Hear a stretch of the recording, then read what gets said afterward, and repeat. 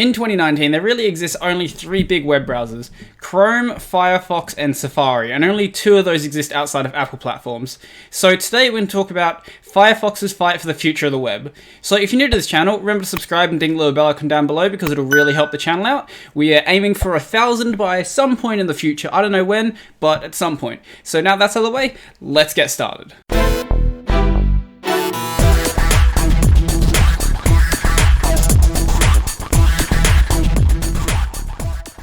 Good afternoon everyone, and welcome back to the channel. So, this is an article from The Guardian. Yes, I know it's The Guardian, don't click off yet, it's actually a pretty good article, by Alex Hearn. So it's called Firefox's Fight for the Future of the Web. So, I ran across this, I think on Hacker News or something the other day, and I thought it would make a pretty good video, so let's have a read through, I guess. With Google Chrome dominating the market, not-for-profit rival Mozilla is staking a comeback on its dedication to privacy. Why do you choose the browser you use? Maybe you think it loads pages more quickly, maybe it's made by the same firm as your device and you think it's more compatible in some way, you prefer the graphics, perhaps it just happened to be pre-installed on your machine, maybe you're not even aware that there's a choice. And obviously for the people who watch this channel, yeah, you are aware that there is a choice, but if you're just a regular consumer on an Apple device, for example, you may not even realize that there are alternatives to Safari. So that's definitely a good point to bring up. Or if you're, say, an older person using a Windows machine and there's just Edge installed, you're just going to use Edge because that's what's there. Or maybe you're on a Chromebook or something. Basically, you get the point. If you're not more of a techie person, you may not even realize there are alternatives. In reality, 2/3 of us have been funneled into using Google Chrome, but browser choice also hides a contest about the openness of the web and how data is collected about users. One organization that has always put such issues to the forefront is Mozilla. You may not realize this, but most browsers are actually based on Chrome. So Edge is actually now based on Chrome. Brave is based on Chrome. That's another popular browser for privacy. And Chrome itself is based on the Chromium project. And there's a bunch of other alternatives. I think Opera might also be based on Chrome as well, if I'm not mistaken, or maybe it's just based on WebKit.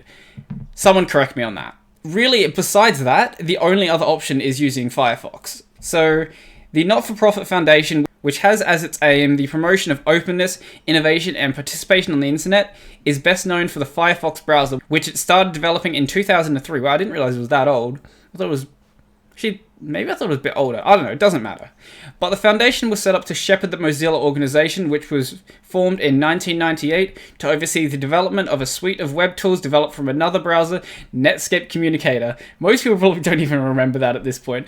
I know about it, I've never used it myself. Maybe it was good, I don't know. Someone who was using the web at the time, let me know if Netscape was any good. So Communicator was Netscape's 4th browser. The first came out in 1994, making it the first commercial web browser the world had ever seen. All of which makes Mozilla the web's oldest company, or at least the oldest thing on the consumer internet, as the foundation's chair, Mitchell Baker, put it when I met her in London recently. Mozilla has had its ups and downs over the years, making a hugely popular web browser twice over, before succumbing each time to crushing competition from a well-funded tech behemoth. In the mid-90s, Netscape was killed by Microsoft with its Internet Explorer. Then in the late 2000s, a resurgent Firefox faced near-fatal competition from Google Chrome. Now hopefully it is on another upswing. I remember there was a time when Firefox was pretty much unusable. It was just completely broken for a while, but in recent years, ever since the Quantum update, it has gotten so much better. Some people still criticize it. It's still as slow as every other browser, but it's not worse. All browsers are pretty equally terrible, but Mozilla is no worse than the competition, I would say. For the last, 3 or 4 years, I'd say Mozilla has been remaking the organization itself, Baker says. The Firefox browser, which had resisted the dominance of Microsoft's Internet Explorer, found itself faced with a hardier opponent in the shape of Google Chrome. However, the rise of the potentially monopolistic web platform also creates a new opportunity, in fact, an urgent new mission. Mozilla is no longer fighting for market share of its browser, it's fighting for the future of the web. So I've talked about in previous videos how letting Chrome become this de facto web standard is actually really dangerous. Not because it's just a monopoly that Chrome controls, or that Google and Alphabet control, but it's because Google can start then dictating what the web spec should be. there's been some stuff they've been doing with their browser where they've been basically ignoring the W3C spec and doing just whatever they want with the web, because who's going to stop them? They basically control most of the web traffic at this point. And this is why it's important to support projects like Firefox, and I guess like Safari as well, if you're on an Apple platform. In the early days, we thought all companies and social networks cared about us and cared for us. If you thought that, I don't know what you're saying, but anyway, says Baker, speaking for web users as a whole. I don't think you're speaking for web users as a whole in that regard. And increasingly, it has become clear that no, you need someone looking out for you. No, I think we should just have people leaving us alone, but whatever, I guess someone's gonna do it. So Chrome, the world's most popular browser, is made by the fourth most valuable company, Alphabet, the parent company of Google. The world's second most popular browser, Safari, is made by the world's second most valuable company, Apple. In third place is Firefox. Yeah, if you didn't know, that Safari is actually the second biggest browser, and that's because of the market share that macOS devices have. Because a lot of people on those systems just don't use anything else. They'll just use what's installed on the system because it works. I don't like Safari myself. I think it is a horrendous browser. I might make a video talking about everything I hate about macOS at some point, but it's an alternative to Windows, and it's an alternative to Chrome. So I guess there's that. Baker's pitch is that only Mozilla is motivated first and foremost to make using the web a pleasurable experience. I don't know if you'd say it's a pleasurable experience, but you're not Google, so whatever. Google's main priority is to funnel user data into the enormous advertising engine that accounts for most of its revenue. Apple's motivation is to ensure that customers okay, that's fair. Continue to buy a new iPhone every couple of years and don't switch to Android. Yeah, basically Apple is the world's biggest manufacturer of iPhone accessories. Basically everything that Apple makes, it all revolves around the iPhone. It's all just accessories for an iPhone. Google wants the web to go through Google. Errol Balkan, I think that's how you say that, the activist and founder of the Internet Democracy Campaign site Indie. That's a funny name. Tweeted earlier this month, it already mostly does, with eyes on 70 to 80% of the web. Jeez, I didn't realize that that's how much Google had control. The company has been accused of using its control of Chrome and of Google search to warp the very fabric of the internet. Surely at this point you've heard of Google basically shaping their search results.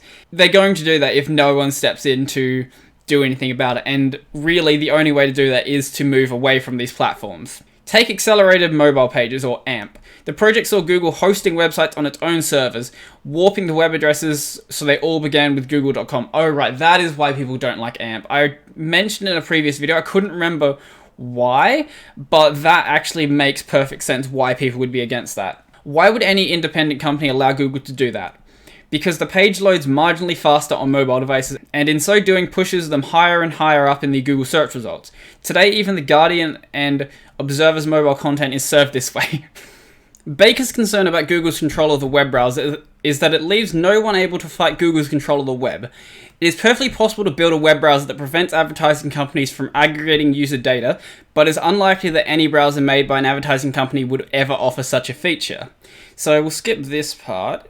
That's not too important. So here's something Firefox does really nicely with its recent updates lately. So Firefox now runs sites such as Facebook in containers, effectively hiving the social network off into its own little sandboxed world, where it can't see what's happening on other sites. Baker says it reduces Facebook's ability to follow you around the web and track you when you're not on Facebook and just living your life. Baker insists that solutions such as this are important, saying the dystopian future is a risk for us all. For those of us who remember 1984, is that one possible future in front of us? For sure. It's a really weird sentence to read out loud. The fight takes place on several fronts, and Mozilla is hoping to use its framing as your pal on the internet to branch out from being just a browser provider. An email client, Thunderbird, has survived alongside Firefox, but is demoted to the status of community projects. I'm not using Thunderbird at this point, but I do want to migrate away from Gmail to, I'm not sure what, maybe like Proton Mail or something? That might be an option. And then also move to Thunderbird along with that. Mozilla has launched Monitor, a data breach reporting service. Lockwise, okay, this is just an ad for their software. I'm not reading that. So, it seems funny today. There's a generation today who can't imagine that, but until 2005, it was 100% known that Microsoft was going to control the internet. If only it was so simple this time around. If Mozilla could be the David to Chrome's Goliath, the company would have been an easy pitch. But there is a third player in the mix, Apple. So Apple actually has some really weird ideas about how to run their platform, and you're going to see why Firefox really isn't even a extra browser on macOS. On the surface, the two companies share goals and features. Where Firefox has enhanced tracking protection, Apple's Safari browser has intelligent tracking protection, where Firefox takes a swipe at Google by swearing that by contrast, it protects your privacy in every product. Apple's Tim Cook knocks Facebook by saying privacy to us is a human right, a civil liberty. One thing that Apple does do far better than you would expect them to do is actually be really, they hold security very close to them and actually worry about it as a serious threat.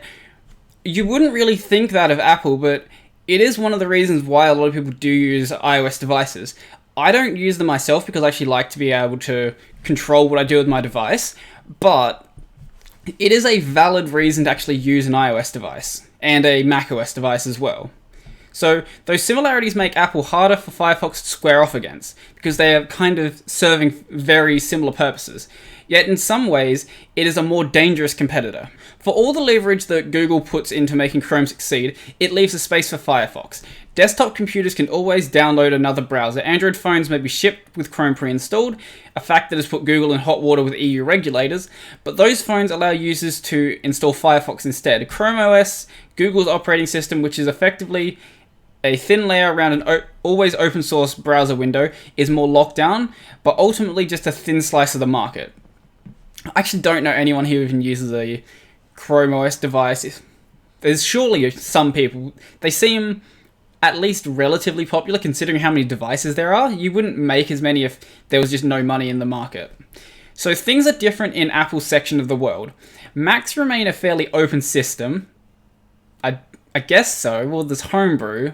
Okay, I'll give you that. Well, an increasing focus on the Mac App Store, which Firefox isn't on, bodes ill for the browser's future. And Apple's iOS is an acknowledged disaster for Mozilla. Safari is the default, and while users can download other browsers, they come doubly hindered. So they can never be set as a default, meaning any link that is clicked in other applications will open in Safari, and they must use Safari's rendering engine. A technical limitation that means that even the other browsers that Firefox does have on the platform are technically just fancy wrappers for Apple's own browser, rather than full versions of the service that Mozilla has built over the decades. So Safari, I believe, uses a modified version of WebKit. Someone correct me if I'm wrong, but I'm pretty sure it's a modified version of WebKit. So Apple's stance is, you should trust us and we're different and better. Yeah, I guess we can accept that, says Baker. I believe that's a serious commitment right now at Apple, and that works as long as everything that you want and need is coming through Apple and you can pay for it all. But the minute there's something heterogeneous, or there's something that doesn't fit with Apple, or there's something new, then you're out of luck. This paragraph here is basically what I just read before, so I don't see Apple listening at all. We can make a huge technical investment in this obscure layer called the rendering engine because it turns out that that's where a lot of the power comes from. In some systems, you can see the powerful thing right up front, but often the real power of the system is under the hood. And that's true of how you see content on the web. So we invest a lot in it, and Apple simply prohibits it. We can't use that technology, so I don't see that changing. I think that's a serious limitation on Apple's part, and I understand from their perspective why they're doing it, but I don't know how they get away with it, to be honest, because it's effectively creating a monopoly on their systems. Surely there's some laws they're breaking. I don't know. I'm not a lawyer. But the fact that you can't really even deploy a browser that's not a Safari-based browser, even if it's something like Firefox, is kind of ridiculous. Ultimately, Firefox's future is as much down to the decisions of a few regulators as it is about anything Mozilla can do. Baker won't be drawn on regulatory discussions, other than to note that it would certainly be helpful to be able to offer the product that you think does the most for people. Investigations of abuse of monopoly positions continue on both sides of the Atlantic, and the humble web browser is such an important engine of innovation and control that it seems likely that it will get drawn into the fray. But before that, Mozilla as an organization needs to make its own success, and being the scrappy underdog of Silicon Valley feels like a natural place for the team. The oldest thing on the internet didn't get there by being unafraid of a few re-innovations over the years. So whilst Mozilla has made some, I guess, less than optimal political decisions in the past few years, really they are the only alternative to using the Chrome platform. And even if you are on an Apple device, you can't even really use Firefox. You have to be using Safari wrapped in Firefox, kinda. I really wish that wasn't the case on Apple devices, but I don't see that changing anytime soon. It's very possible that it might change, considering that there are these discussions of monopolistic powers being brought into play, but until that happens, Firefox on Apple devices will basically be Safari with a Firefox skin. But if you're using anything else, if you're using Windows, if you're using Android, if you're using Linux, you can use Firefox. Or if you don't want to use Firefox, you could use something like IceCat or Pale Moon or any of the other, I guess, wrappers over Firefox. Because Firefox isn't perfect. It's made some weird decisions about things like plugins, where it decided to basically break all legacy plugins that didn't move over to their new plugin development platform, even though really there was no reason they couldn't support both, or just not even bother moving over. So yeah, Firefox isn't perfect, but it is the only alternative that we have to using Chrome, and I think that it would be for the best if people did move over. Now, I don't think that everyone should move over. Most people should, but I don't want to see the exact opposite problem happen where we now have Mozilla being the arbiter of the internet. What we need is a healthy balance of different browsers competing to improve the web. As much as I would like Mozilla to take Chrome's spot, I also know that if it does, then they're probably going to do the exact same thing that Google is doing. If people would move over from Chrome to Firefox, that would be great. That would be a great benefit for the web, but I don't really see it happening anytime soon. Slowly, Firefox is growing, but I don't know if that's growing because more people are getting onto the web, or if people are moving away from Chrome. I haven't actually looked at the statistics myself. So, if you like this video, remember to smash that like button and leave me a comment down below letting me know what you think. And if you want to see more videos like this, remember to subscribe and ding the little bell icon down below because it'll really help the channel out. And up on that corner, I will have the playlist that this video is in. It's probably going to be tech news, so go check that out. So, before I go, there's actually one other thing. I have now got a Discord, so if you want to join me in there, come check it out.